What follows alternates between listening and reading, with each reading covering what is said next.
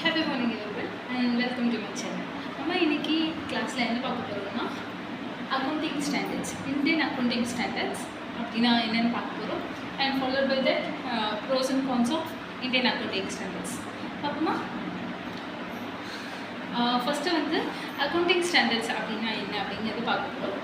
It is the guidelines for the financial advisor or the chartered accountant for the of the company to ascertain the profit and loss and the financial statements of the company.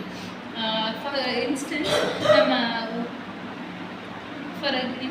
நம்ம வந்து ஒரு கம்பெனியில் வந்து profit and loss கண்டுபிடிக்கிறது எப்படி அப்படிங்கிறதுக்கு வந்து இந்த இந்தியன் அக்கௌண்டிங் ஸ்டாண்டர்ட்ஸ் வந்து யூஸ்ஃபுல்லாக இருக்குது. எப்படி யூஸ்ஃபுல்லாக இருக்குன்னா ஆஸ் ஏ இயர்லி செட் நம்ம எப்போதுமே வந்து ஒரு ரூல்ஸ் அண்ட் ரெகுலேஷன்ஸை ஃபாலோ பண்ணியிருக்கோம்.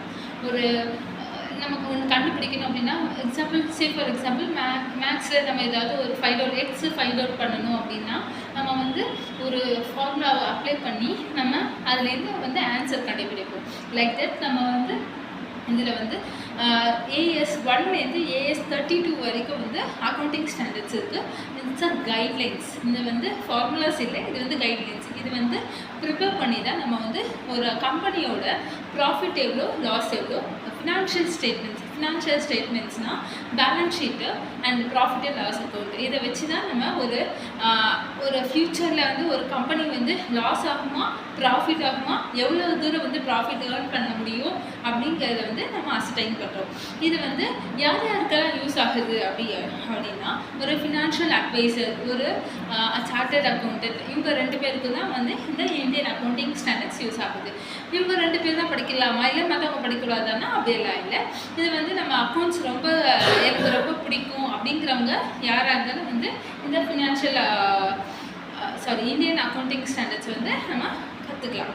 ஓகேவா? இப்போ வந்து ப்ரோஸ் அண்ட் கான்ஸ் இது 2 பார்க்கலாம். இந்த ப்ரோஸ் அண்ட் கான்ஸ் அப்படின்னா வந்து it decreases the fraudulent in the company. இப்போ நம்ம வந்து ஒரு ஃபினான்ஷியல் ஸ்டேட்மெண்ட்ஸ் பார்க்க போகிறோம் அப்படின்னா நம்ம கூடவே வந்து நான் இதில் வந்து என்னென்ன அக்கௌண்டிங் ஸ்டாண்டர்ட்ஸ்லாம் வந்து நான் யூஸ் பண்ணியிருக்கேன் அப்படிங்கிறத வந்து கடைசியாக வந்து நம்ம வந்து எப்போதுமே வந்து என்க்ளோசஸ் பண்ணணும்.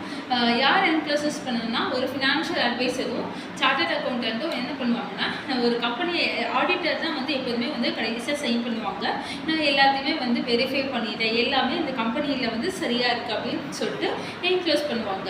என்க்ளோஸ் பண்ணுறதுக்கு முன்னாடி இந்த ஃபினான்ஷியல் ஸ்டேட்மெண்ட்ஸ் என்க்ளோஸ் பண்ணுறதுக்கு முன்னாடி நான் வந்து இதில் என்னென்ன இந்தியன் அக்கௌண்டிங் ஸ்டாண்டர்ட்ஸ்லாம் வந்து யூஸ் பண்ணியிருக்கேன் அப்படின்னு சொல்லிட்டு வந்து ஆடிட்டர் வந்து என்க்ளோஸ் பண்ணுவாங்க.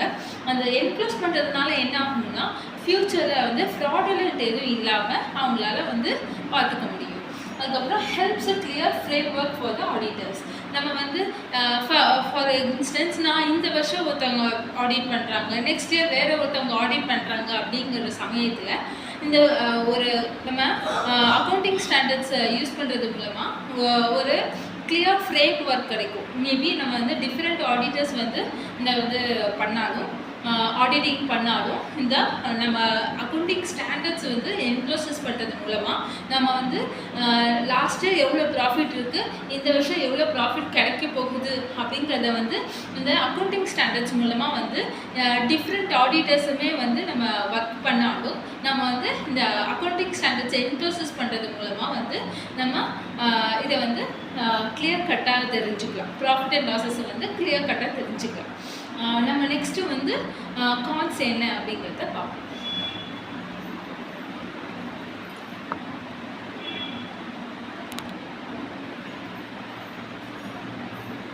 நெக்ஸ்ட்டு இப்போ வந்து கான்ஸ் பார்க்கலாம்.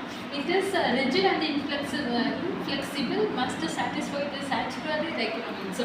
நம்ம எல்லாருமே வந்து ஈஸியாக வந்து இந்த அக்கௌண்டிங் ஸ்டாண்டர்ட்ஸ் வந்து ஃபாலோ பண்ண முடியாது. It must have to satisfy some basic requirements. நம்ம வந்து எல்லா ஆடிட்டர்ஸும் எல்லா ஃபினான்ஷியல் அட்வைசர்ஸும் வந்து இதை ஈஸியாக வந்து இது பண்ண முடியாது. The company must have to satisfy some basic requirements, then only they follow the accounting standards.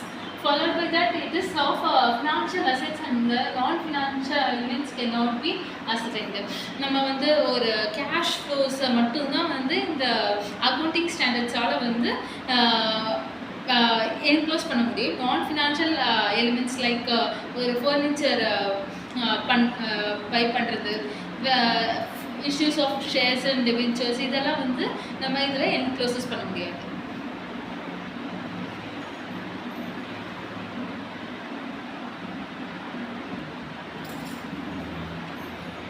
நம்ம இப்போ வந்து நம்ம what do you mean by AS and accounting standards, what is the meaning and the pros and cons of accounting standards பார்த்தோம். நம்ம next வந்து AS எதில் இந்த guidelines வந்து என்னென்ன இருக்குது அப்படிங்கிறத பார்க்க போகிறோம். ஃபார் எக்ஸாம்பிள் AS1 அப்படின்னா இது வந்து ஒரு கைட்லைன்ஸ். இந்த கைட்லைன்ஸ் 1 என்ன கொடுத்துருக்காங்க அப்படிங்கிறதுலேருந்து நம்ம AS32 வரைக்கும் இருக்குது. AS1லேருந்து AS32 வரைக்கும் இருக்குது. நம்ம இதுலேருந்து இந்த 1 வந்து என்ன சொல்கிறாங்க, என்னென்ன கைட்லைன்ஸ் இருக்குது அப்படிங்கிறத நம்ம நெக்ஸ்ட் கிளாஸில் பார்ப்போம். Thank you so much. Stay tune for the part 2.